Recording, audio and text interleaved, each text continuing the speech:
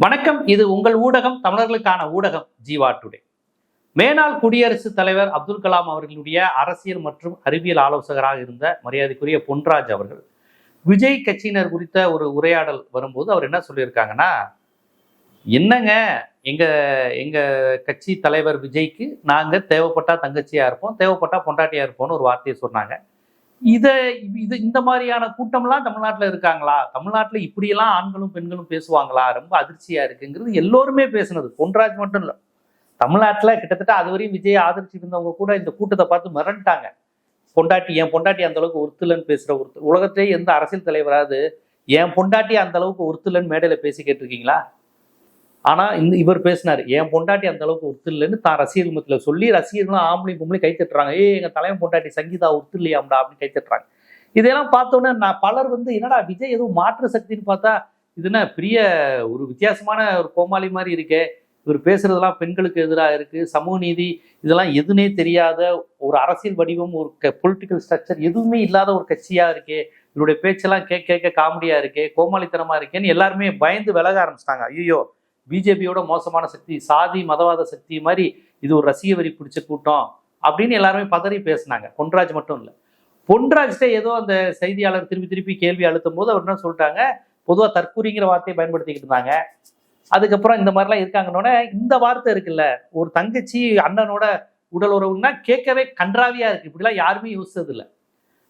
அண்ணன் தான் நைட்டு பொண்டாட்டினா ஒரு மாதிரி நம்ம சொல்லவே நமக்குலாம் அருவருப்பா இருக்கு. இப்படி இல்லாம ஒரு பொண்ணு பேசும் சினிமா முகத்துல அப்படிங்கிறப்ப இப்படி ஒரு உபச்சார கூட்டமா இருக்கு அப்படின்னு பொன்ராஜ் பயன்படுத்திட்டார். அந்த வார்த்தை தவிர்க்கப்பட வேண்டிய வார்த்தை, அந்த வார்த்தை அகற்றப்பட வேண்டிய வார்த்தை, தமிழ் சூழலில் இருந்தே அகற்றப்பட வேண்டிய வார்த்தை உபச்சாரங்கிறதா. ஏன்னா உபச்சாரங்கிற வார்த்தையே பெண்ணை மட்டும்தான் அடிமைப்படுத்துது, ஆணை சொல்லல. உபச்சாரம்னு ஒரு வார்த்தை கிடையாது, ஆனா உபச்சாரின்னு ஒரு வார்த்தை உண்டு. சோ பெண்களை இழிவுபடுத்தவும் பெண்களை போக பொருளாக்கவும் இந்த நுகர் சமுதாயம் உருவாக்குன, இந்த அடிப்படைவாத சமுதாயம் உருவாக்குன வார்த்தை தான் இந்த விபச்சாரி அப்படிங்கிற வார்த்தை. சோ அது உபச்சாரத்தனம் அப்படின்னு அது ஆம்பளையும் சேர்த்து கூட சொல்லலாம். விபச்சாரத்தனங்கிறது என்ன, ஒரு காரியம் ஆகணும்னா ஏதாவது செய்யறது, இது விபச்சாரத்தனம். இது அந்த தொழிலும் குறிப்பிடுவது இல்லை, இது ஒரு கேரக்டர் வைஸே சொல்லலாம். ஆனா எப்படியாக இருந்தாலும் அந்த வார்த்தையை மரியாதைக்குரிய பொன்ராஜ் அவர்கள் பயன்படுத்தி இருக்க கூடாது. அவர் அவ்வளவு கண்ணியமா பேசக்கூடியவர். நான் பல பேட்டி எடுத்திருக்கேன், நீங்களும் பார்த்திருப்பீங்க. ரொம்ப கண்ணியமா பேசக்கூடியவர். அவரு இந்திய அணுசக்தி துறையில ஒரு பங்களிப்பை செய்தவர். இப்போ வாஜ்பாயில இருந்து மன்மோகன் சிங் எல்லோரோடையும் இருந்தவர். அப்துல் கலாம் அவர்களோடு கடைசி வரையும் பயணித்த ஒருவர். அதனால அவர் இந்த மாதிரிலாம் பேசக்கூடியவர் கிடையாது. அவரே டென்ஷன் ஆகி இந்த வார்த்தையை பயன்படுத்திட்டார். நம்ம தமிழ் சூழல்ல இந்த மாதிரி வார்த்தைகள்லாம் இருக்குல்ல, என்னையா இது இவ்வளவு அசிங்கமா பேசுது ஒரு லேடி அப்படிங்கிறப்ப அந்த வார்த்தையை அவர் பயன்படுத்திட்டாரு. இருந்தாலும் அந்த வார்த்தையை பயன்படுத்தி இருக்க கூடாது என்பதுதான் நம்முடைய கருத்து.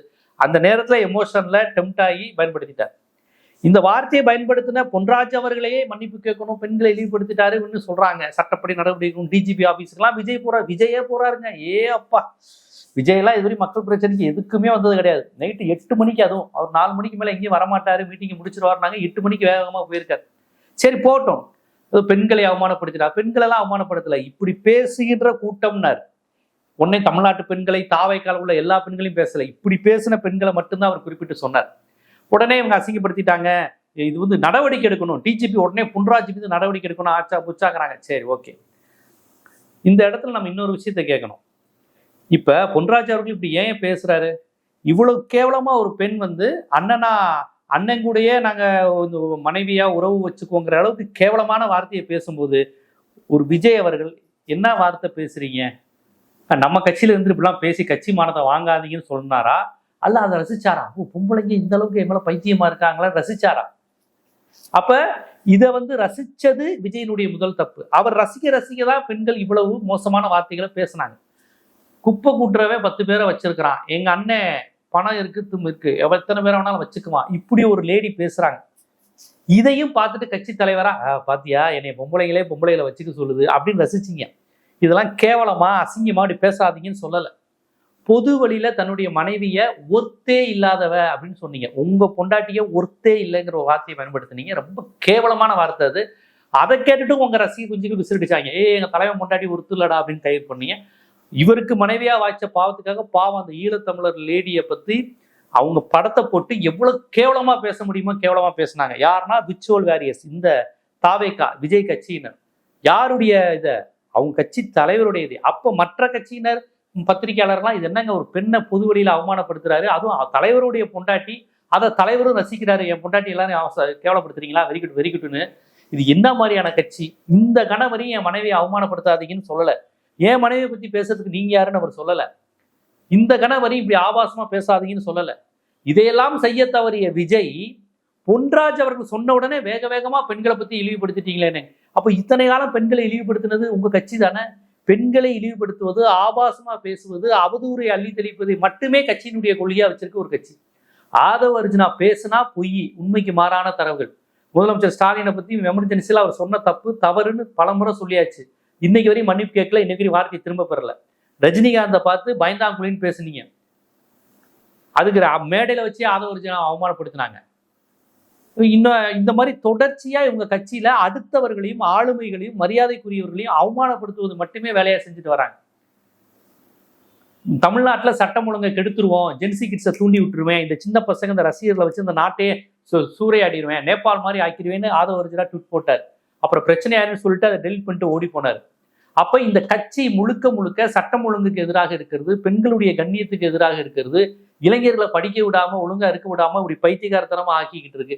இதையெல்லாம் தொடர்ந்து செய்துகிட்டு இருக்க இந்த கட்சியினுடைய எதிர்வினையாக இந்த சமுதாயத்தை நேசிப்பவர், தொடர்ச்சியாக அரசியல் விமர்சனங்களை செய்யக்கூடிய விஞ்ஞானி, அரசியல் சமூக பகுப்பாய்வாளர் பொன்ராஜ் அவர்கள் ஒரு மனம் விரும்பி அந்த வார்த்தையை விட்டுட்டார்.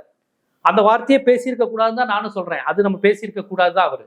ஆனாலுமே அவரை கைது செய்யணும், டிஜிபி ஆபீஸ்ல போய் கம்ப்ளைண்ட் பண்ணிக்கிற விஜய் அவர்களே, இவ்வளவு அசிங்கம், அவதூறு, ஆபாசத்தை உங்க கட்சி பெண்களும் ஆண்களும் மாறி மாறி பேசிக்கிட்டு இருக்காங்களே. அதுவும் உங்க கட்சியினுடைய ஒரு வாட்ஸ்அப் குழுவா அந்த இது ட்விட்டர் ஸ்பேஸ்ல உங்க கட்சி பொம்பளைக்கும் கட்சி நிர்வாகிக்கிறையுமே காதுல கேட்க முடியாத அளவுக்கு இருக்கு. ஸ்கிரீன்ஷாட் எடுத்து பாத்தீங்கன்னா தெரியும். இதையெல்லாம் நீங்க மறுக்கிறதே கிடையாது. இவ்வளவு மோசமா நடக்குது, அட்லீஸ்ட் புசியானது போனோம் எதுவுமே சொல்றோம். ஏன்னா விஜய் அதை விரும்புறாரு. இவ்வளவு இழிவு நிலையில் இருக்கிறவன் தான் நம்மளை ரசிப்பான்னு உங்களுக்கு நல்லா தெரியுது. அதனால அந்த இழி நிலையில அவனை வச்சிருக்கணும். அவன் பெரியார், அம்பேத்கர், மார்க்ஸ், தமிழ் தேசியம், தமிழ் ஈழம், பொருளாதாரம், இந்திய பொருளாதாரம், ஈரான் பாலிடிக்ஸ்னு சிந்திக்கக்கூடிய ஒரு இளைஞன் எப்படி விஜய் ரசிகரா இருப்பான்? அவன் ஆம்பளை பொம்பளை அவளை இவளை கெட்ட வார்த்தையில பேசிக்கிட்டு இருக்க இந்த மாதிரியான தரைக்குறைவான பேசுபவர்கள் மட்டுமே உங்க கட்சியில இருக்கிறாங்க. அதனாலதான் அதை நீங்க என்கரேஜ் பண்றீங்க. அதை அவன் இப்ப பேசாதன்னு சொல்லிட்டா கட்சிக்கு ஆளே இல்லைல்ல. பெத்த தாயை தூக்கி போட்டு மிதிச்சுட்டு வந்திருக்கேன் அப்படின்னு ஒருத்தர் பேசுறான். இதெல்லாம் ஒரு கட்சியாங்க? கட்சி மீட்டிங்க்கு ஒருத்தன் இப்படி வருவானா? சொல்றான், எங்க அம்மாவை தூக்கி போட்டு மிதிச்சுட்டு வந்திருக்கேன் ப்ரோ அப்படிங்கிறான்.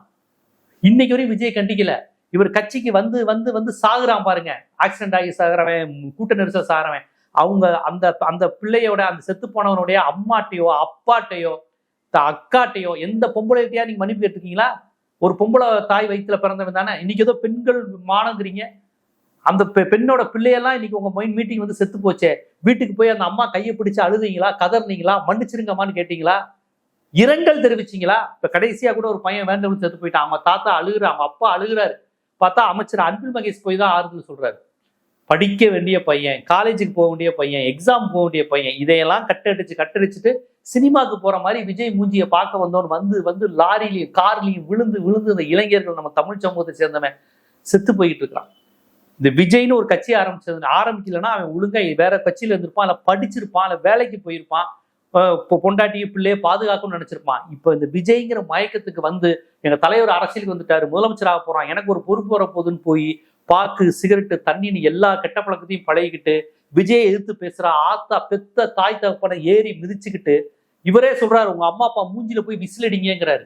இப்போ வன்முறையை தூண்டுவது இதை மட்டுமே செய்யற ஒரு கட்சி, இதெல்லாம் சட்டம் ஒழுங்கு பாதிக்கலையா? இன்னைக்கு டிஜிபி ஆபீஸ்ல புகார் கொடுக்குறீங்களே, நான் ஒண்ணு சொல்றேன், இதை நீங்க ஆதாரப்பூர்வமா பாருங்க. திரைப்படங்கள் முழுக்க பெண்களை இழிவுபடுத்தி மட்டுமே எடுத்தவர் விஜய். உங்களுடைய அனைத்து படங்களையும் போட்டு பார்ப்போம், குடும்பத்தோட உட்காந்து எல்லாரும் பார்க்கட்டும். விஷ்ணு ரசிகன் படத்தை பார்க்கவே முடியாது, அந்த படத்தை லேடிஸ் பார்க்கவே முடியாது. விஜய் ரசிகர்கள் கூட பெண்களோட பார்க்கக்கூடாதுன்னு நான் நினைக்கிறேன். அவ்வளவு மோசமான படம். மாமனார் மாமியார் ஒரு மருமகன் உறவை கேவலப்படுத்தி படம் எடுத்தீங்க. பெண்களுடைய அங்கங்களை இழிவுபடுத்தி காட்சிகள் வச்சீங்க. ஒரு பெண் போலீஸ் ட்ரெஸ்ல ஒரு பெண் போலீஸ் இருக்கிறாங்க, அவங்கள தொடக்கூடாத இடத்துல தொட்டு அந்த சீனை நீங்க ரசிக்க வச்சு தியேட்டர்ல கைத்தட்டு வாங்க வச்சீங்க. அந்த சீனை கைத்தட்டின ஆம்பளையும் பொம்பளையும் தான் இன்னைக்கு வந்து இவ்வளவு கேவலமா பேசுறாங்க. ஒரு போலீஸ் ட்ரெஸ்ஸுக்குன்னு ஒரு மரியாதை உண்டு, அதை ஒரு விமன் போலீஸ் போட்டிருக்கிறாங்க. ஒரு தொடக்கூடாத இடத்துல இவர் தொடுறாரு, தொட்ட உடனே தியேட்டர்ல கை தட்டுறாங்க. அதே மாதிரி காட்சியை 3 படத்துல வச்சிருக்கீங்க. அப்புறம் ஒரு படத்துல ஒரு பெண்ணினுடைய ஆடையை கழட்டி தூக்கி ஒரு டான்ஸ் ஆடுறீங்க. இதெல்லாம் சமுதாயத்தை வந்து நீங்கெல்லாம் பெண்களை மதிக்கிற விதமா? ஒரு படத்துல அசினை நிக்க வச்சு அந்த பெண்ணுடைய உள்ளாடை குறித்து வகுப்படுக்கிறீங்க. ஏன் உள்ளாடை போட்டிருக்க அப்படின்னு கேட்குறீங்க. பெண்கள் இன்னைக்கு பெண் உரிமை, ஆண் பெண் சமத்துவம், பெண் உடை சார்ந்து ஒரு அரசியல் வருகின்ற இந்த காலத்துல பழைய பிற்போக்குவாதி மாதிரி பெண்ணுடைய உள்ளாடை குறித்து பச்சையா ஒரு டயலாக் பேசி கைத்தட்டி வாங்கி ஆம்பளையை கைத்தட்டி வாங்க வைக்கிறீங்க. ஒரு பெண் போலீஸை போயிட்டு, ஏய் பொறுக்கியாவே இருந்தாலும் அவன் ஆம்பளடி, நீ போலீஸாவே இருந்தாலும் ஆம்பளைக்கு அடிமடி, அவன் ஆம்பளை மேல எப்படி நீ கை வைக்கலாம் அப்படின்னு ஒரு பெண் போலீஸை இழிவுபடுத்தி பேசுறீங்க. இப்படி பெண் போலீஸாவே இருந்தாலும் பெண் இழிவானவளுங்கிற கருத்தை மீண்டும் மீண்டும் திரைப்படங்களை விதைத்தவர் வந்து விஜய். பெண்ணுடைய அங்கங்களை கேவலமா காமிச்சு அதை ஆண் மத்தியில பெண்ணுடைய உடல் கூறுகளை ரசிங்கன் பெண்ணை ஒரு நுகர்பொருளா காண்பித்தது விஜய். இவ்வளவு கேவலமா செஞ்ச அந்த படங்களின் மீது, அந்த படத்தின் வசனத்தின் மீது, அந்த படத்தில் நடித்த உங்களின் மீது எந்த வழக்குமே பெண்ணிய அமைப்புகள், மாதர் அமைப்புகள் போடாமல் விட்டதுடைய விளைவு இன்னைக்கு சீரழிவு. இன்னைக்கு தமிழ்நாட்டுல வந்து தங்கச்சியா இருந்துக்கிறேன், நைட்டு பொண்டாட்டியா இருந்துக்கிறேன்னு சொல்லக்கூடிய அளவுக்கு சமுதாயம் சீர்கட்டுருச்சு. இந்த கோபத்துல தான் பொன்ராஜ் பேசிட்டார். இப்ப நானா இருந்தா அந்த வார்த்தையை பயன்படுத்த மாட்டேன், விபச்சாரங்கிற வார்த்தையை பயன்படுத்த மாட்டேன். அவருமே பயன்படுத்தக்கூடியவர் கிடையாது. டெம்ட் ஆயிட்டாரு. சமுதாயம் இப்படி மோசமா பிரிச்சுங்கிற அவ்வளவு கண்ணியமான ஒரு மனிதர் இன்னைக்கு இவ்வளவு கேவலமா இருக்கே. ஏன்னா அவர் வீட்டுல பெண் பிள்ளைங்க இருக்கு, அவங்க தெரிஞ்சவங்க, அவர் வாழ்க்கையில வாழ்ந்து அவர் ஒரு தாத்தா பாட்டி அவர் ரேஞ்சு பெரிய இடத்துல இருக்கிறவர். என்னடா நம்ம தமிழ் சமூகம் கண்ணு முன்னாடியே இவ்வளவு சீரழிவா இந்த இளைஞர்கள் போறாங்களேன்னு அப்துல் கலாம் கனவு காண சொன்னாரு, இளைஞர்களை படிக்க சொன்னாரு. தமிழ் பிள்ளைங்க நல்ல ஆங்கில அறிவு, அறிவியல் அறிவோட வரணும், வெளிநாட்டுக்கு போகணும், எரிசக்தி துறை, அணுசக்தி துறையில சயின்டிஸ்டா வரணும்னு நினைக்கக்கூடியவர் பொன்ராஜ் அவர்கள். அப்ப கண்ணுக்கு முன்னாடி தான் பேரன் பேத்தியெல்லாம் இவ்வளவு கேவலமான வார்த்தைகளை பேசும்போது அவர் நெஞ்சு குதிச்சு இந்த வார்த்தையை பயன்படுத்திட்டாரு. மீண்டும் மீண்டும் சொல்றேன், அந்த வார்த்தையை நான் ஆதரிக்கல, அதை அவர் பயன்படுத்தியிருக்க கூடாது. ஓகே. ஆனால் இந்த அளவுக்கு இந்த சமூக சீர்கட்டு போனதுக்கு இப்ப நான் விஜயுடைய திரைப்படங்கள், வசனங்கள், காட்சிகள்லாம் சொன்னேனே, இதை எதிர்த்து அன்னைக்கே வழக்கு போட்டிருக்க வேணாமா? அதனுடைய விளைவு தான் இன்னைக்கு விட்டு இன்னைக்கு விஜயெல்லாம் பெரிய யோகியவான் மாதிரி பெண்களுக்காக பாடுபடுற மாதிரி வந்து ஒரு சமூக சிந்தனையாளரை, மக்களுக்காக பேசுற ஒரு பொலிட்டிக்கல் அப்சர்வரை, ஒரு சயின்டிஸ்டை பார்த்து பெண்களுக்கு பத்தி இழிவுபடுத்துறியான்னு இவர் பேசுறாரு. முழுக்க முழுக்க பெண்களை இழிவுபடுத்தி மட்டுமே பேசி நடித்து வசனங்கள் பேசிய ஒரு நடிகர், அரசியல் தளத்திலையும் பெண்களை இழிவா பேசி பொது வெளியில் மனைவியை கேவலப்படுத்திய ஒரு நடிகர், பொன்ராஜ் மாதிரி ஒரு கண்ணியமான மனிதரை பார்த்து பேசக்கூடிய நிலை வந்துருச்சேன்னு தான் எனக்கு ரொம்ப வேதனையா இருக்கு. நான் கேட்கறது அதான். இன்னைக்கு மோடி பிரச்சாரத்துக்கு மோடி அடுத்த தமிழ்நாட்டுக்கு வந்தா பிரச்சாரமே தான். பொன்ராஜ் ஹே பெண்களை இழிவுபடுத்துறாரு ஹே அப்படின்னு ஏதோ ஒரு தமிழ்ல பேசுவார் பாருங்க. திண்டுக்கல் லியோனியை பேசினார் தெரியுமா? திண்டுக்கல் லியோனி ஏதோ பெண்கள் குழந்தைகளை வைக்க முடியல, அந்த அளவுக்கு பெண்கள் உடம்பு குண்டாயிட்டாங்கன்னு ஏதோ ஒன்று பேசினாரு. உடனே மோடி வந்து பேசினார், லியோனி ஹே பெண்களை இழிவுபடுத்துது, திமுக ஹே பெண்களை இழிவுபடுத்துதுன்னு. அதுக்கப்புறமா திமுக கூட்டணி தான் ஜெயிச்சிச்சு. இப்ப மோடிக்கு ஒன்று சொல்லி கொடுத்துருப்பாங்க, பொன்ராஜ் வந்து பெண்களை இழிவுபடுத்துகிறார் அப்படின்னு. உடனே அவர் வந்து பெண்களை இழிவுபடுத்துறோம் பேசுவாங்க. இவங்க அரசியல் கருத்தியல் ரீதியா பெண்ணியவாதிகள் கிடையாது, பக்கா ஆணாதிக்க அடிப்படைவாதிகள். ஆனா எமோஷன்ல டெம்ட் ஆகி பேசுற வார்த்தைகளையும் சொற்களையும் பிடிச்சு தொங்கிக்கிட்டு அதுல அரசியல் செய்யுது. அதான் வலதுசாரிகளுடைய கேரக்டர். ராகுல் காந்தி சொன்னார்ல, மோடின்னு பேர் வச்ச திருடன் மோடியை திருடன்ட்டாரு, மோடிங்கிற ஒரு ஜாதியவே திருடன்ட்டாரு, மோடின்னு ஒரு சமுதாயம் இருக்கு, அதை முழுக்க திட்டமிட்டு மோடியை ராகுல் காந்தி அவமானப்படுத்திட்டாருன்னு ஒரு சீனை போட்டாங்க பாத்தீங்களா? அதானி ஏயா அப்படி பண்ணா கேட்டா, அதானியா இந்தியனை தப்பா பேசிட்ட இந்த அப்படின்னு பார்லிமெண்ட்ல இருந்தே இவர் தூக்கி எறின்னு சொன்னாங்க இல்லையா? ஐயோ வெளிநாட்டுல போய் இந்தியர்களை பத்தி பேசிட்டாங்க. இந்தியர்களை பத்தி தப்பா பேசல, உங்க ஆட்சியை பத்தி பேசுறாங்க. அதாவது அவர் பேசின இவங்களை பத்தி பேசினா இந்து மதத்தை பத்தியே பேசணும்தான் சொல்லிடுவாங்க. அவர் மோடியோட ஊழலை பத்தி ராகுல் காந்தி பேசினா இந்துக்களை பத்தி பேசிட்டீங்க, இந்தியாவையே இழிவுபடுத்திட்டீங்கன்றாங்க. அதானியை பத்தி கேள்வி கேட்டா, ஓ தேசபக்தியே இல்லையா, அதானியை பத்தி பேசுறியா அப்படின்னு. இதுதான் இவங்களுடைய ஸ்ட்ராட்டஜி. இப்ப பாருங்க, பொன்ராஜ் வந்து பேசுனது யாருன்னு எல்லாருக்கும் தெரியும். ஆனா இவங்க பெண்களையே இழிவுபடுத்திட்டாங்க, தமிழ்நாட்டு பெண்களையே இழிவுபடுத்திட்டாங்க அப்படின்னு பில்டப்பை கொடுக்குறாங்களா இல்லையான்னு மட்டும் பாருங்க. நாளையில இருந்து ஸ்பீச்சே அதான், ஐயோ இழிவுபடுத்திட்டாங்க. அப்புறம் பொன்ராஜுக்கு ஒரு பட்டம் கொடுத்துருக்காங்க, திமுகவின் தீவிர ஆதரவாளராம். அவர் என்ன விமர்சனம் வச்சாரோ அதுக்கு பதில் சொல்ல வேண்டியதானே. எதுக்கு புது புது பெயிண்ட் அடிக்கிறீங்க அவருக்கு? அவர் ஒரு சயின்டிஸ்ட், அவர் ஆன்டி பிஜேபியா இருக்கிறாரு, இந்த தேசத்தை நேசிக்கிறாரு, தேசத்தின் பொருளாதார வளர்ச்சி கீழே போறதை பாக்குறாரு. அதையெல்லாம் பார்த்துட்டு அவர் ஒரு ஜியோ பாலிடிக்ஸ், நேஷனல் பாலிடிக்ஸ் தெரிந்தவருங்கிற முறையில எப்படி இருந்த இந்தியா, நேரு காலத்து இந்தியா, மன்மோகன் காலத்து இந்தியா, இந்திரா காந்தி காலத்து இந்தியா, ஏன் வாஜ்பாய் காலத்து இந்தியா உட்பட அவர் ஒப்பிட்டு இப்ப நம்ம பொருளாதாரம் போயிருச்சேன்னு அவர் ஒரு அறிவுல இருந்து பேசுறாரு. அவர் பேசுறதுலாம் என்னன்னு கூட விஜய் ரசிகருக்கு தெரியாது. அவருடைய சயின்ஸ் நாலேஜ்னா என்ன, எக்கனாமிக்ஸ்னா எதுவுமே தெரியாது. இவங்கெல்லாம் வந்துட்டு பொன்ராஜை பத்தி பேசுறாங்க, நகைச்சுவையா இருக்கு. பொன்ராஜ் அவர்கள் பேசிய வார்த்தை, அந்த பயன்படுத்திய பதம்ங்கிறது அது பெண்களை வளமையாக இந்த சமுதாயத்துல பேசுகின்ற ஒரு இழிவான வார்த்தை தான். அதை அவர் டெம்ப்ல பேசியிருக்காரு. அதுல நம்ம ஏற்க முடியாது, அந்த வார்த்தையை அவர் தவிர்த்து இருக்கணும் கண்டிப்பா. ஆனால் அவரை சொல்வதற்கு எந்த விதத்தில் ஒரு விழுக்காடு தார்மீக தகுதி இந்த விஜய் கட்சியினருக்கு இருக்கு, விஜய்க்கு இருக்கு, ஆதவ அர்ஜுனாக்கு இருக்கு, புசி ஆனந்துக்கு இருக்கு, இந்த விஜய் ரசிகர்களுக்கு இருக்குங்கிறத மனசாட்சியோட கேளுங்க. நான் திருப்பி சொல்றேன், அந்த வார்த்தையை நான் ஆதரிக்கவே மாட்டேன். நம்ம என்னைக்குமே பெண்ணிய சிந்தனையாளர்கள் ஆணாதிக்க கூறுகள், ஆதிக்க கூறுகளை ஒருபோதும் நம்ம ஏற்க மாட்டோம். ஆனா பொன்ராஜ் சாரை விமர்சிக்கிற தகுதி இவர்களுக்கு இருக்கா? எல்லா ஆபாசத்தையும் அவதூறையும் செஞ்சுக்குவோம். ஆனா இவர்களை எதிர்த்து விமர்சிச்சு ஒரு வார்த்தை பேசினா இவங்கெல்லாம் ஃபெமினிஸ்டா மாறிடுவாங்க, ஆக்டிவிஸ்டா மாறிடுறாங்கன்னா இந்த உண்மையை புரிஞ்சுக்கோங்க. இல்லைன்னா வெறுமனே இந்த மாதிரி சொற்களையும் இந்த பெண் அரசியல் போன்ற முற்போக்கான கூறுகளை எல்லாம் வலதுசாரிகள் தங்களுக்கு சாதகமா பயன்படுத்திக்கிட்டு இருக்கிறாங்க. அதை புரிஞ்சுக்கோங்க. பெண் அரசியல் இதெல்லாம் உண்மையான பெண்ணிய அரசியல், பெண் உரிமை அரசியல்லாம் அவங்க பேசுறவங்க கிடையாது. விஜய் கட்சியினருக்கு அப்படின்னா என்னன்னு தெரியாது. இதை வச்சு ஒரு ஓட்டணும், அடுத்து இண்டிவிஜுவல் அட்டாக் பண்ணி தாக்கணுங்கிறதான் பண்றாங்க. பொன்ராஜ் மாதிரி சமுதாயத்துல நல்லா அறிந்தவர்களுக்கே இந்த நிலைமைனா இவங்க கையிலலாம் சிக்கினா யாரை வேணாலும் என்ன வேணாலும் அவதூறு போடுவாங்க. ஆனா பொன்ராஜ் சார், நான் சட்டப்படி எல்லாத்தையும் சந்திக்கிறேன், வா பாத்துக்குவோம். நீ எத்தனை பேர்ட்ட மன்னிப்பு கேட்க வேண்டியது இருக்கு, எத்தனை பேருடைய வாழ்க்கை சீர்விஞ்சு போயிருக்கு உன்னால, நீ இதுக்கெல்லாம் மன்னிப்பு கேளு, நான் பேசின அந்த வார்த்தைக்கு மன்னிப்பு கேளுன்னு அவரும் சட்ட ரீதியா எதிர்கொள்வான். வா பாத்துக்கோ, நீ என் குடும்பத்தை பத்தி பெண்களை பற்றி இழிவா பேசின எல்லா ஆதாரமும் என்கிட்ட இருக்கு அப்படின்னு அவர் ஒரு ப்ரூஃபோட நான் சட்டப்படி பாக்குறேன்னு இருக்காரு.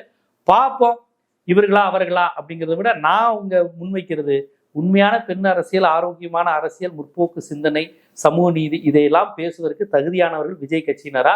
இதுகாரும் இந்த அரசியலை பேசி மக்கள்கிட்ட அரசியல் பேசிட்டு நம்ம விழிப்புணர்வு பல்வேறு தரவுகளை பேசி வந்த பொன்ராஜ் சார் தகுதியானவரான்னு பாருங்க. வெறும் இந்த வார்த்தைகளை மட்டும் பிடிச்சு தொங்காதீங்க. அந்த வார்த்தையும் கண்டிக்கத்தக்கதுங்கிறத நான் பதிவு செஞ்சுட்டேன். இது போன்ற அரசியல், சமூகம், சினிமா, பொருளாதாரம், சட்டம் போன்ற பல்வேறு விழிப்புணர்வு காணொலிகள் உங்களை வந்து சேருவதற்கு ஜீவா டுடே சேனலை சப்ஸ்கிரைப் பண்ணுங்க, ஆதரவு தாங்க. நன்றி.